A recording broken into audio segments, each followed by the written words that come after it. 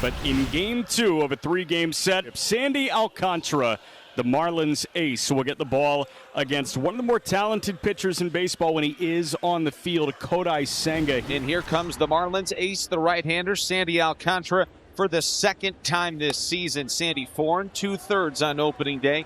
Couple of runs, couple of hits, 7 strikeouts, and 4 walks. Francisco Lindor looking for his first hit of the season. The last time he returned from the birth of a child was in June of 2023 when his daughter Amapola was born. That is rolled over to first. Mervis will take it to the bag himself, and there's one away. And there's one man away. So Lindor now 0 for 12 to begin the season as Matt Mervis made the easy pick. And Juan Soto will be the batter. That is a weak ground ball to first. Mervis has got this one, but he'll shovel toss it to Alcantara covering, and there's 2 out. Here's Pete, had the big hit last night, a grand slam. 1-1 pitch. That jams up Alonso, and it rolls over to third base. Paulie has got it in 3 ground balls to the corner infield. Gets Sandy Alcantara out of a 9-pitch. 1-2-3, top of the first. Young and inexperienced lineup that faces Kodai Senga. He's had 4 starts against the Marlins. He's 3-0 with a 2.42 earned run average. He's had success against the Marlins. There's 3 for 18, and that's lined towards the gap in right center field. Soto will cut it off. Edwards is on his way to second. Here comes a throw. It's not in time, and a leadoff double for Xavier Edwards. It's his first extra base hit of the season. A leadoff double for Xavier Edwards. And here is Kyle Stowers. He's 4 for 12 to start the season. He looks like a totally different version of the Kyle Stowers we saw last year. He looks very comfortable. There's a swing and a drive. This is hit high and deep to right center field. Series going back, running out of room. Wall gone. 2-0 Miami. The Marlins waste no time. Kyle Stowers with a 2-run shot, and they take a 2-0 lead in the first. You have to get yourself in leverage counts against Senga because he does get to that ghost fork ball. Stay away from that pitch. There's the fork ball, and it's pulled down to first. Great play by Alonso. Gets to his feet and throws him out. Beautifully done by Alonso.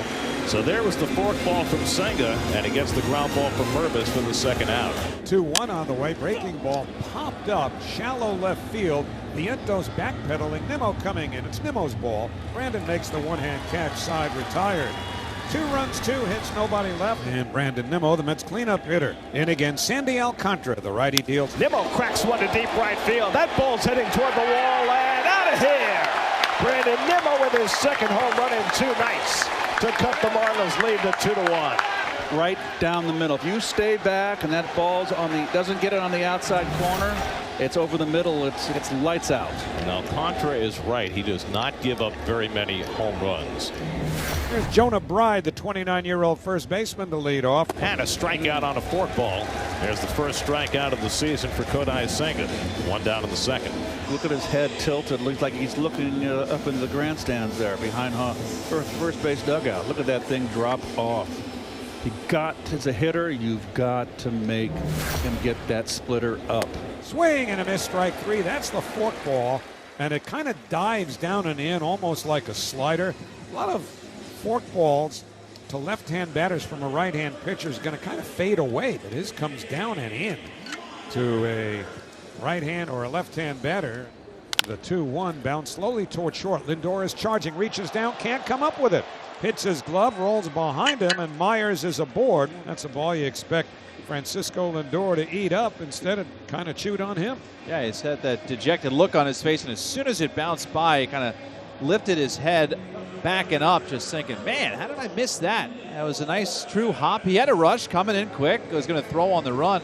The runner goes. The 1-0 take it inside. Torrens throw right there. Out at second. Acuna applies the tag. Boy, Luis Torrens is something. He is 2 for 2 throwing out base runners this year. And the Marlins are done in the second. Marlins have a 2-1 lead. Couple of home runs. One for Kyle Stowers, one for Brandon Nimmo. That's rifled to right field. Over toward the corner. It's going to get down for a base hit, and it hops over the wall for a ground rule double for Luis Angel Acuna. His first extra base hit of the season. He stays level on the high pitch. He is not an uppercutter, and that's why he hit that bullet down the right field line. And the door is open here, too, for the Mets to tie the game. Acuna at third, 1 out. With Francisco Lindor at the plate, looking for his first hit of the season. On the ground up the middle, base hit, and that'll tie up the game. Acuna comes in to score. Francisco Lindor has his first hit of the season and had a run with it. Boy, dad strength, just enough to get it up the middle past the diving Edwards, and it's 2-2. And that kind of woke him up, and after that went through, he took his bat and slammed it down, finally happy. 2-2 game as we go to the bottom of the third. Again, is feeling a little bit better as this game goes on. He's got that splitter going, and young Marlin hitters just haven't figured it out. Kodai Senga strikes out the side on the forkball. And we go to the fourth inning from Lone Depot Park. Then Nimmo took him deep back into second. It was a changeup. Got And another that's one. strike three. And that was low. And Alcantara got the call. And the payoff pitch. Winker cuts and misses. A changeup. Again, a beautiful pitch, bottom of the zone. And Sandy goes 1-2-3 through the Mets with a couple of Ks. And it's 2 Marlins to bottom of the fourth. Kodai Senga facing Otto Lopez. First pitch. Bouncing ball hit to short. Lindor to his right. Has this one go up off his chest and rolls to the right. And Lopez is safe. This is going to be a 2-error game for Lindor as he makes his second one of the night. I don't think he was prepared for this ground ball. I think it caught him flat-footed. He got right in front of it, and the ball came up and hit the heel of his glove. Marlins are trying to make the Mets pay for the leadoff E6 by Lindor, his second error of the ball game in his first game back since welcoming him his third kid into the world. So Bride draws a walk and the inning continues. Graham Pauley, the hitter, he struck out on the ghost fork his first time up. Fly ball in the air, pretty deep left center field. Nimmo's on the run, still going, not going to get there. That'll roll up against the wall and play to pair with 2 outs for Graham Pauley. It's 4-2 Miami. All 3 of the Marlins hits today have come on fastballs. That's a cutter, top of the strike zone. He gets inside of it and rips it the opposite way and splits the gap. And the second error of the ball game by Francisco Lindor. Discontent from Senga. Sandy Alcantara is now working with a lead as we play ball here in the top of the fifth. 2-2 swung on it, missed strike 3. Torrens down on a changeup for the first out of the fifth. And take one more look at this beautiful changeup, located beautifully down and away from the right-hand batter with some fading action on it. And now Alcantara is starting to pull some of his strikeout stuff out as he gets a little bit deeper into his outing. Siri lifts that one out to center. Should be no problem for Dane Myers, who works a couple steps to his left. And he puts it away to end 1-2-3 inning for Sandy Alcantara. Light work for him, and we're halfway home. You could make the argument that Kodai Senga has made one bad pitch tonight, and it was the homer to Kyle Stowers, because since then all of the runs have been unearned. Kodai Senga went 5 innings, allowed just 3 hits, but 4 runs, 2 of them earned, walked 1, struck out 8, a home run, 77 pitches. He had a devastating forkball. And the Marlins have a 4-2 lead over the Mets.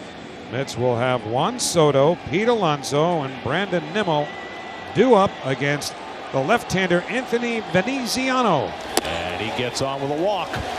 So Soto does what he does and sets the stage for Alonso to be the tying run at the plate. Big mistake. Leadoff walks.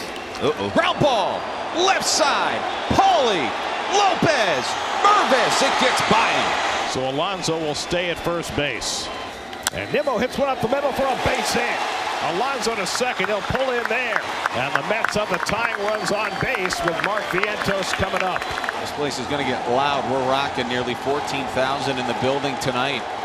So Veneziano couldn't close it out. Can Bender do it? The only guy standing between Anthony Bender and a Marlins win is Jesse Winker, who's 1 for 3 so far. Ground ball, fair ball to first. Mervis has got it, and this ball game is over.